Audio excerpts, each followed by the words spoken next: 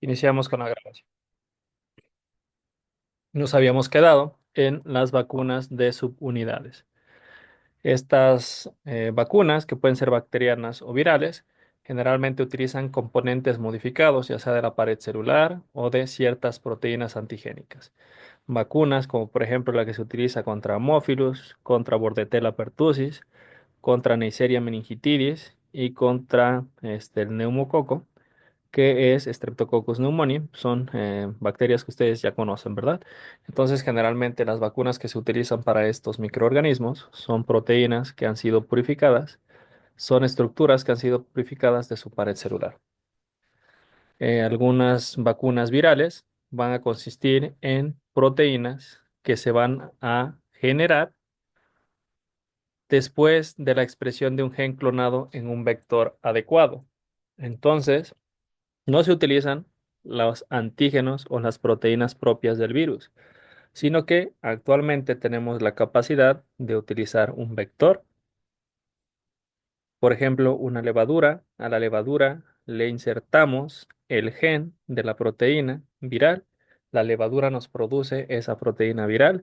La proteína viral la metemos en la vacuna y se la administramos a un individuo con la intención de que reconozca como antígeno esa proteína viral, y en el momento en el que se contagie por el virus del cual se parece ese antígeno, pues ya nuestro sistema inmune tenga eh, experiencia y nos genere una protección contra ese virus, ¿vale?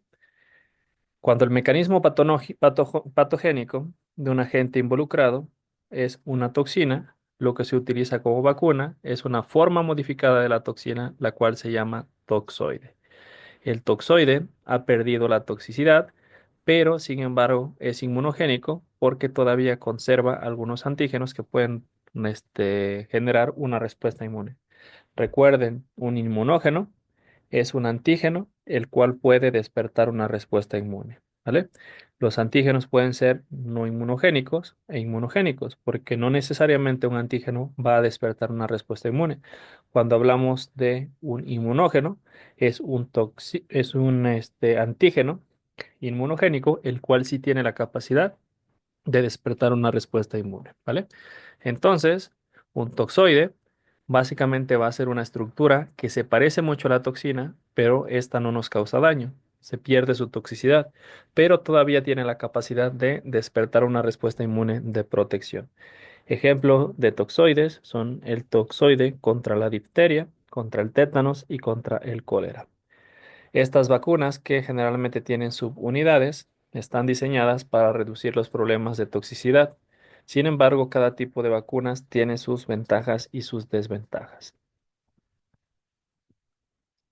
Básicamente, esto es una imagen que nos representa la diferencia entre una toxina y un toxoide, ¿verdad? A la toxina le ponen una cara triste porque esta sí causa daño, mientras el toxoide le ponen una cara contenta porque este nos protege y no nos causa daño. Una toxina, llamar subunidades, los podemos llamar motivos, los podemos llamar partes de una proteína. Generalmente una toxina es una proteína, generalmente, porque también pueden tener otras estructuras. Como ustedes ya vieron, tiene diferentes determinantes antigénicos. Tiene una parte amarilla, una parte roja, una parte gris y una parte verde. La parte amarilla es la parte de la toxina que es la que genera que nos cause daño. Entonces, si nosotros le quitamos esa parte, se la sustituimos por una parte inocua, esta toxina va a tener la capacidad de todavía despertar una respuesta inmune porque todavía tiene el antígeno amarillo, el antígeno verde y el antígeno gris. Son determinantes antigénicos que van a generar una respuesta inmune y un reconocimiento a esta molécula. Sin embargo, si ustedes ven, la parte que generaba daño se le fue quitada y se le fue puesta a otra parte. ¿Son parecidos? Sí. ¿Tienen los mismos determinantes antigénicos? Sí. Tienen la misma capacidad en la capacidad para hacernos daño, ¿verdad? Entonces, si nosotros administramos a un niño el toxoide, su sistema inmune va a reconocer los determinantes antigénicos del toxoide para que cuando llegue la toxina, pues entonces este organismo, el sistema inmune, reconoce la toxina, la va a neutralizar y esto va a impedir que nos genere algún daño.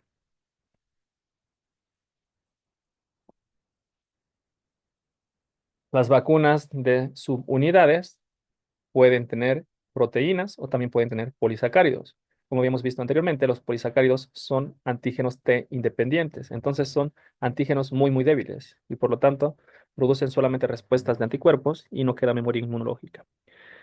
Estos antígenos de polisacáridos se pueden volver más inmunogénicos con la capacidad de generar memoria si se conjugan con proteínas. Entonces, cada vez se pone más interesante, ¿verdad? Cada vez se pone más complejo. También tenemos vacunas de polisacáridos unidos a proteínas. Esta conjugación de polisacáridos y proteínas ha sido utilizadas para vacunas, por ejemplo, contra hemófilus, contra el meningococo y contra el neumococo.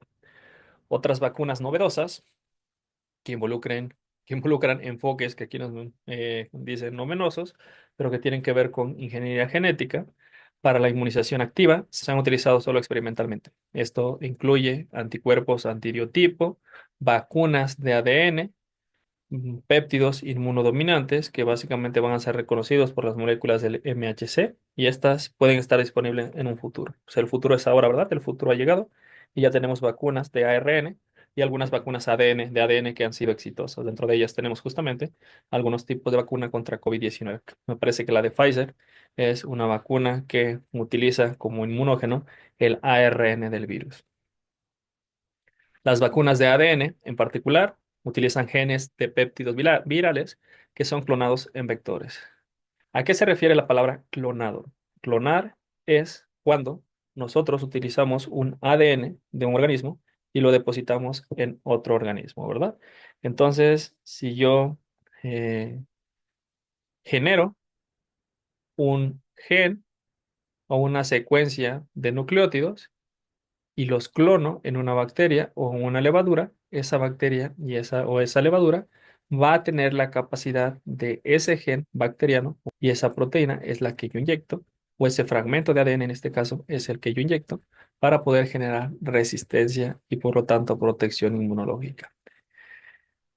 Generalmente esto se transfecta a las células del huésped y en consecuencia se produce una respuesta similar a la que se produciría contra los virus vivos atenuados. Se han desarrollado varias vacunas de ADN contra el VIH, pero hasta ahora ninguna ha demostrado ser muy eficaz. Esto era en el pasado. Actualmente ya hay una vacuna que ha sido exitosa contra el VIH, solamente que todavía se encuentra en fase de investigación. Me parece que todavía se encuentra en fase 2 de investigación. Pero no les sorprenda que dentro de 5 o 10 años ya tengamos una vacuna contra el VIH. Los péptidos inmunodominantes generalmente son simples y fáciles de preparar y cuando se incorporan a los polímeros de MHC pueden provocar respuestas tanto humorales como mediadas por células, ¿verdad? Entonces, aparte de las vacunas de subunidades que involucran la pared celular, antígenos de proteínas, toxoides, mezclas de polisacáridos con proteínas. También tenemos otras que son de ADN y de ARN. Y otras, las últimas que estamos viendo, básicamente son péptidos. Péptidos que van a tener la capacidad de incorporarse a los polímeros del MHC. Entonces, básicamente nosotros ponemos el péptido, el MHC nos reconoce y va a haber una presentación antigénica que después va a generarnos linfocitos T y o linfocitos B que nos generen una respuesta inmune celular y una respuesta del cual procedía ese péptido. Ya nada más de manera breve, a veces que los antígenos son débiles, pero estos pueden volverse más inmunogénicos mediante la adición de otros productos químicos. Estos productos químicos que hacen que un antígeno débil se convierta en un antígeno más inmunogénico se le conocen como adyuvantes. Sin embargo, los adyuvantes generalmente han sido peligrosos, desencadenan respuestas inmunes más severas de lo que nosotros teníamos contemplado y por lo tanto, pues no se utilizan comúnmente, ¿verdad? El único que está aprobado para su uso en humanos son las sales de aluminio que se incorporan en una vacuna que se llama DTP. Además, la tosferina en su misma tiene efectos adyuvantes. Los adyuvantes utilizados experimentalmente incluyen mezclas de aceite y detergentes, por ejemplo, el adyuvante de Freud, que puede ser completo e incompleto. Las bacterias más utilizadas en un adyuvante son la micobacteria y la nocardia en algunos casos, y estas fracciones subcelulares de las bacterias también pueden utilizarse eficazmente como adyuvantes, ¿vale? En resumen y para fines prácticos, los adyuvantes van a ser aquellos vuelvan un antígeno débil a un antígeno muy inmunogénico, ¿verdad? Generalmente lo que se utiliza son sales de aluminio, es el único aprobado para su uso en humano, pero en animales, en uso veterinario o incluso para otro tipo de vacunas también se usa bacteria y los de nocal, además de una mezcla de aceites y detergentes, como lo son los adyuvantes que son más utilizados, particularmente en uso veterinario, que son el adyuvante completo de Freon y el adyuvante incompleto de Freon. La inmunidad protectora que confiere una vacuna puede durar toda la vida, nos administran una vez de bebés o de niños y la protección dura toda la vida. Por ejemplo, las vacunas contra sarampión, papera, rubiola, viruela, tuberculosis, fiebre amarilla, etcétera, o puede durar tan solo unos meses, tal es el caso del cólera, contra el tétanos. La inmunización primaria, o sea, la primera vez que se inmuniza, que no después probablemente necesitemos refuerzos, pero la inmunización primaria generalmente se administra a la edad de 2 a 3 meses. Las vacunas, por ejemplo, de difteria, tosferina, tétanos, de las paperas, sarampión y rubiola. Cabe mencionar que este esquema de vacunación que nos ponen como ejemplo es el esquema de vacunación de Estados Unidos, ¿verdad? Ustedes como tarea que me van a enviar es el esquema de vacunación que se utiliza aquí en México. Es el mismo a nivel nacional, entonces lo pueden encontrar fácilmente en cualquier página oficial de la Secretaría de Salud. Muy bien. A continuación, vamos a ver las diferencias entre una inmunización profiláctica contra una inmunización terapéutica. Una inmunización profiláctica es aquella en donde la vacuna se administra en individuos sanos previamente a que desarrollen la enfermedad, mientras la inmunización terapéutica va a ser aquella vacuna que se administre cuando el individuo ya tiene la enfermedad. La mayoría de las vacunas, obviamente, se administran de forma profiláctica antes de que nosotros nos expongamos al patógeno. Pero también algunas vacunas pueden administrarse en el momento de la exposición al patógeno. Por ejemplo, la vacuna contra la rabia, ¿verdad? Muchas veces nosotros no nos ponemos la vacuna de la rabia como medida profiláctica, sino cuando ya tenemos el riesgo de desarrollar rabia, cuando nos acaba de morder un perro, pues ese era el momento en el que nosotros nos administramos la vacuna de la rabia. Entonces, esta sería más de uso terapéutico que de uso profiláctico. La eficacia de este modo de inmunización va a ser mucho menor, obviamente, que la inmunización profiláctica. La inmunización terapéutica va a tener una eficacia menor que que la inmunización profiláctica. ¿De qué va a depender el éxito de la inmunización terapéutica? De la tasa de replicación del patógeno, o sea, qué tan rápido se reproduzca el patógeno, el periodo de incubación, cuánto tiempo haya estado el patógeno dentro de nuestro organismo, porque obviamente si nosotros ya empezamos a tener síntomas severos de rabia, pues ya va a ser muy difícil que la vacuna haga efecto, ¿verdad? Y otra es dependiente del mecanismo patogénico. Generalmente, por este motivo, es que solo una dosis de refuerzo, por ejemplo, contra la vacuna del tétanos, va a ser suficiente si la exposición al patógeno se produce en un plazo inferior a 10 años. Y si la exposición es mínima, las heridas, por ejemplo, son plenamente superficiales, en una situación en la que el patógeno tiene un periodo de incubación corto, solo una pequeña cantidad de moléculas de patógeno podría ser mortal, por ejemplo, en el caso del tétanos y la difteria. Por lo tanto, la inmunización pasiva como la activa después de la exposición, en estos casos van a ser esenciales. Este también es el caso cuando el bolo de la infección es relativamente grande. ¿A qué se refieren con el bolo de la infección? Cuando la carga bacteriana o la carga viral es bastante alta, ¿verdad? La inmunización profiláctica pasiva también es normal en casos de defectos en el sistema inmune. Por ejemplo, en enfermedades como las hipogamaglobulinemias, en una hipogamaglobulinemia, no tenemos o no sintetizamos ciertos tipos de anticuerpos y por lo tanto es importante también que nos vacunemos antes de desarrollar cierta enfermedad dependiente de anticuerpos para que de alguna manera estemos protegidos ante ese agente patógeno. Efectos adversos de la inmunización. La inmunización activa puede causar fiebre, malestar, dolor, hinchazón en la zona donde generalmente nos vacunaron. Algunas de las vacunas también pueden causar dolor articular o artritis, por ejemplo, la vacuna contra la rubiola. Artritis aguda, que es básicamente la inflamación en las articulaciones, no la artritis crónica que nosotros conocemos. Pueden generar convulsiones que incluso a veces pueden ser fatales, ¿verdad? Como por ejemplo la tosferina. Trastornos neurológicos, vacunas contra la influenza, aquí dice gripe, pero básicamente se refiere a las vacunas contra la influenza. También pueden desarrollarse alergias como consecuencia de vacunas virales producidas en huevos. Ciertas vacunas virales se producen en huevos, entonces también se puede generar alergia a los huevos, por ejemplo. Esto es el caso de las vacunas contra el sarampión, paperas, gripe y fiebre amarilla. A veces las inyecciones de refuerzo resultan en efectos inflamatorios más profundos que la inflamación primaria.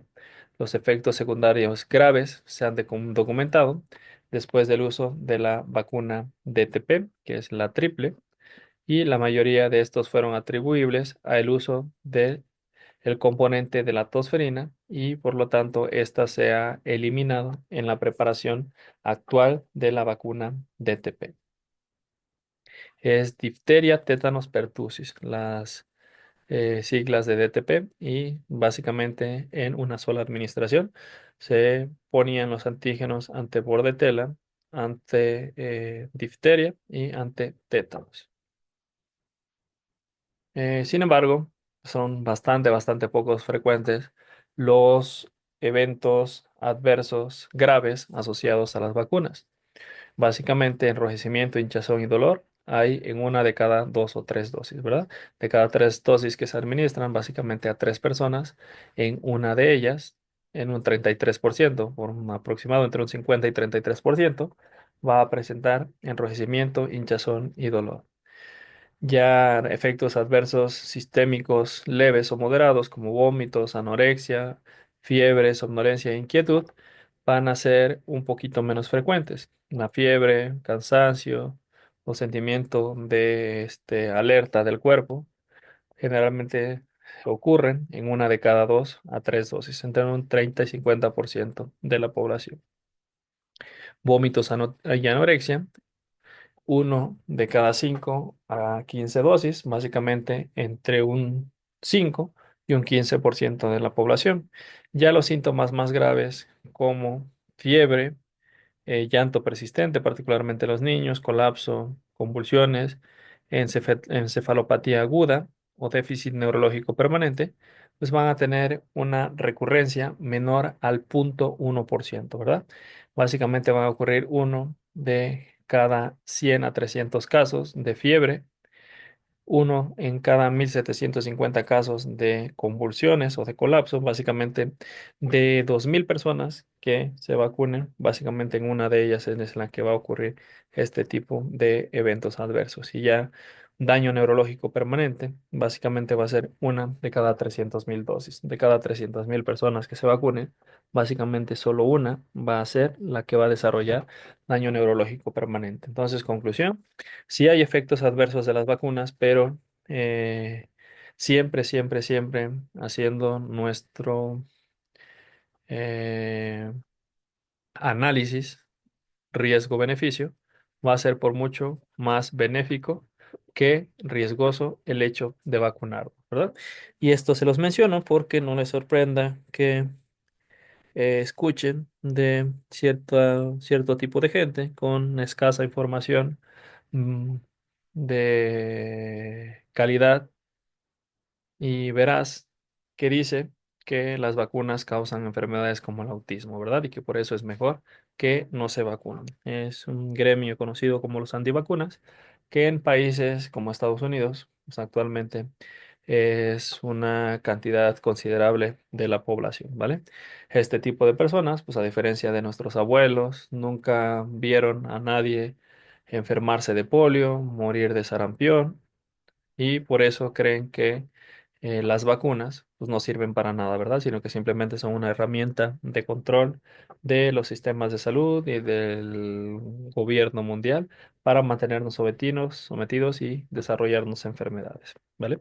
Entonces no sé de dónde sacan esas ideas, por más que trato de ponerme en sus zapatos e intentar comprender cuál es la razón de su desinformación, pues básicamente no hay otra más que simplemente, pues nunca han estado en contacto con gente que les platique cómo era la vida antes de las vacunas, ¿verdad? Si ustedes se ponen a platicar con sus abuelos sobre los casos que había anteriormente de sarampión, de tétanos, de hecho no me sorprende que algunos de sus papás o algunos de sus hermanos pues se hayan muerto de sarampión, de polio, de tétanos, de difteria y de otras enfermedades de las cuales actualmente pues ya no se mueren tanta población porque ya existen las vacunas para ello.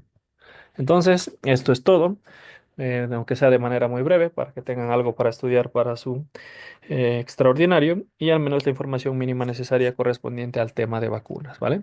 Entonces, rápidamente nos vamos al siguiente tema, que es trasplantes. Déjenme dejar de compartirles esta presentación y a continuación les comparto la presentación siguiente, que nos habla del complejo mayor de histocompatibilidad, del cual ya habíamos hablado, y el papel que tiene en los trasplantes, ¿verdad? Entonces, aunque ustedes en una clínica rural generalmente no haya los instrumentos y los procedimientos para hacer trasplantes, pues es importante que sepan al menos la parte teórica de qué es un trasplante, qué es un rechazo, cuáles son los tipos de trasplantes que generalmente se hacen, ¿vale?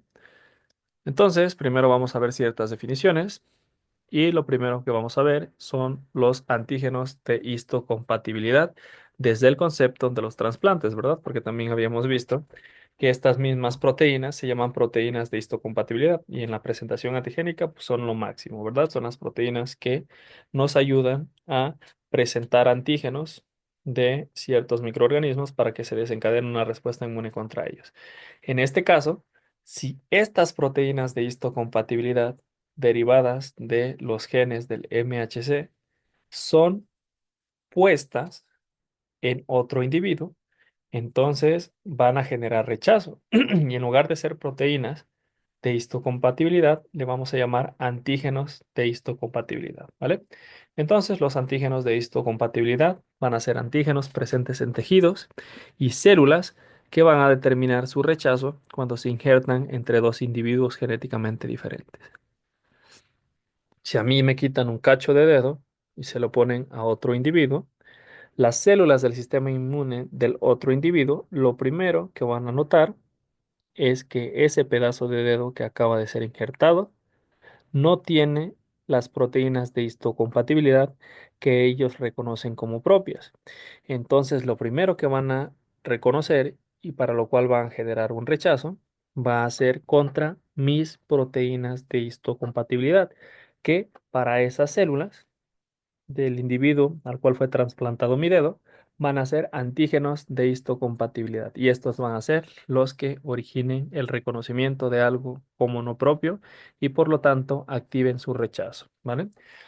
Y como lo habíamos visto anteriormente, la combinación de las combinaciones posibles de genes de histocompatibilidad o de los antígenos de histocompatibilidad era tan grande que básicamente podríamos decir que nosotros somos únicos o casi únicos en cuanto a nuestros tipos de respuesta inmune. Por ejemplo, vimos que del antígeno A1, del HLA1, pues había como 3000 diferentes, ¿verdad? Entonces, lo más seguro es que entre nosotros no coincidamos con los genes que van a codificar a estos antígenos de histocompatibilidad. ¿Con quiénes sí podemos congeniar más y tener los mismos? Pues con las personas que nos los heredaron, ¿verdad? Nuestros papás. Y también con las personas a las cuales les heredaron esos mismos genes, que son nuestros hermanos. Por eso, generalmente los donadores más comunes en los cuales no se genera rechazo son, en primer lugar, los hijos, en segundo lugar, los padres En tercer lugar, los hermanos. Y de ahí para allá, en cuarto, quinto lugar, pues los familiares cercanos, ¿verdad? Y ya en un caso muy, muy, muy, muy esporádico, alguien que sea realmente eh, ajeno a nuestra familia, pero que por alguna razón tenga compatibilidad en los genes del HLA, ¿vale? Los antígenos que van a provocar un rechazo más fuerte van a ser los antígenos que se les llama antígenos mayores de histocompatibilidad. El complejo del MHC, como lo habíamos visto anteriormente, es un grupo de genes que en los humanos se encuentra en un solo cromosoma, en el cromosoma 6, y va a codificar a los que ahora vamos a mencionar como antígenos del MHC. HLA es las iniciales de antígenos leucocitarios humanos y se refiere a los antígenos del MHC, pero que van a encontrarse exclusivamente en humanos. Se les llama antígenos leucocitarios porque fueron detectados por primera vez en leucocitos, pero todas nuestras células básicamente traen nuestra marca. Y la marca que dice yo soy una célula de tal individuo es justamente su MHC. Ahora, en ciertas situaciones, pues tenemos la necesidad de trasplantar o trasladar tejido de un organismo, ya sea muerto o vivo, a otro organismo, ¿verdad? De hecho, los trasplantes actualmente también salvan vidas. Es una de las herramientas quirúrgicas clínicas más importantes que tenemos. Sin embargo, ningún trasplante está libre de rechazo, ¿verdad? Básicamente, en el argot de las personas que realizan los trasplantes a manera de prevención y de que cuidemos nuestros órganos y nuestras extremidades, dicen que el mejor trasplante es el que no se hace, o sea que todos los trasplantes van a tener una consecuencia negativa, ¿verdad? Ahora, hay de trasplantes a trasplantes. Generalmente cuando nosotros decimos la palabra trasplante, es que estamos pasando un órgano completo de un individuo a otro individuo. Cuando nos referimos básicamente a eh, pasar tejido de un individuo a otro tejido, entonces no le llamamos trasplante, sino injerto. Por eso, aquí la clasificación que nos ponen nos dice tipos de injerto, pero básicamente sería equivalente a los tipos de trasplante, ¿vale? Entonces, cuando pasamos un órgano de un individuo a otro individuo, se le llama trasplante. Y cuando pasamos un tejido de un individuo a otro individuo, se le llama injerto.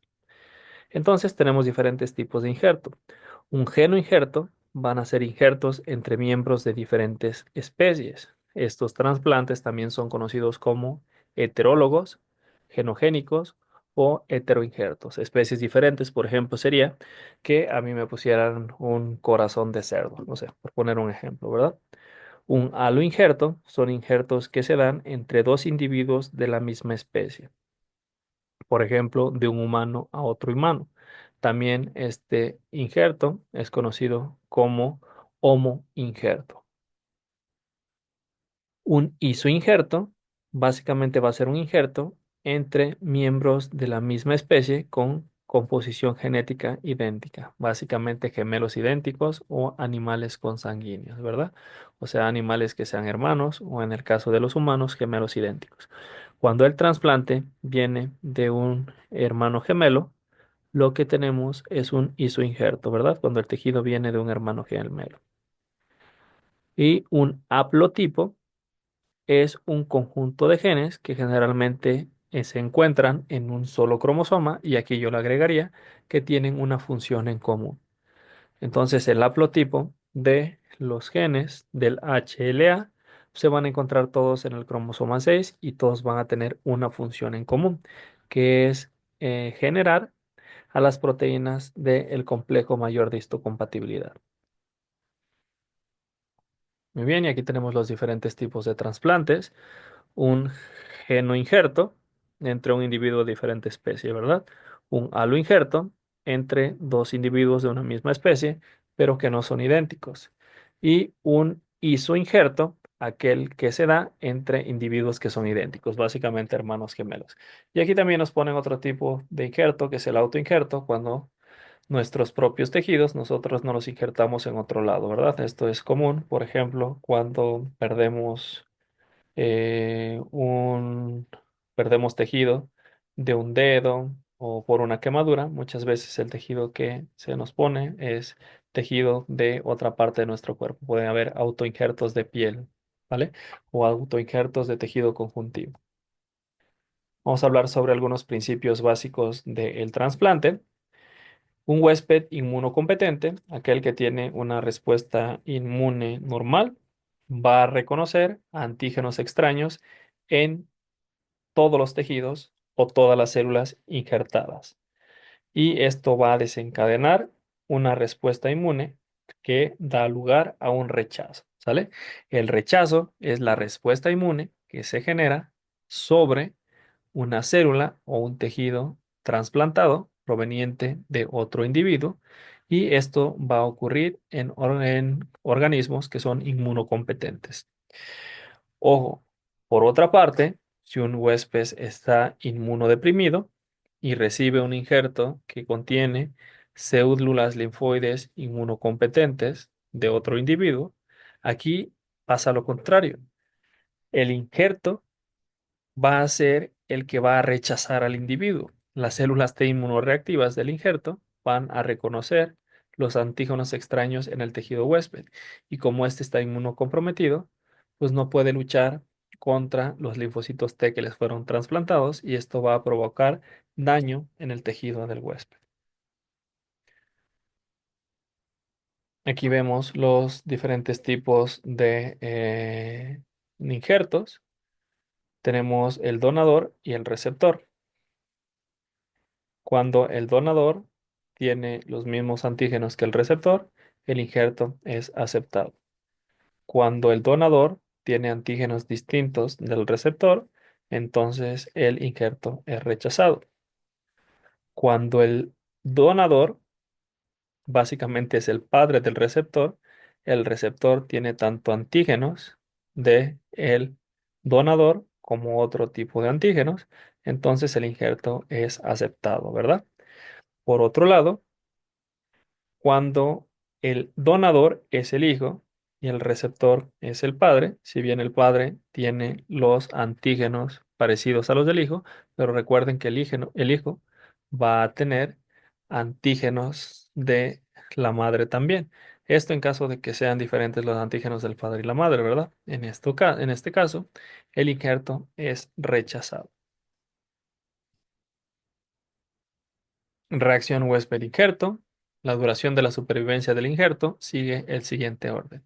El más rechazado obviamente va a ser el genoinjerto porque son especies diferentes que va a tener más de una estructura proteínica diferente.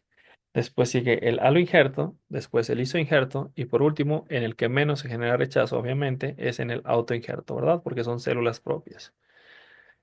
El momento del rechazo también depende de la disparidad antigénica entre los donantes y el receptor. O sea que muchas veces no es la fuerza del rechazo, sino también el tiempo en que se genera el rechazo. Se genera un rechazo en un tiempo menor en el genoinjerto y se genera un rechazo en un tiempo mayor en el isoinjerto. Los antígenos del MHC son las principales proteínas que contribuyen al rechazo, pero también existen otros antígenos que se conocen como antígenos menores de histocompatibilidad, los cuales también van a tener un papel en el rechazo. Sin embargo, por eso están negritas lo de los antígenos del MHC principales, porque estos van a ser los que van a contribuir principalmente al rechazo.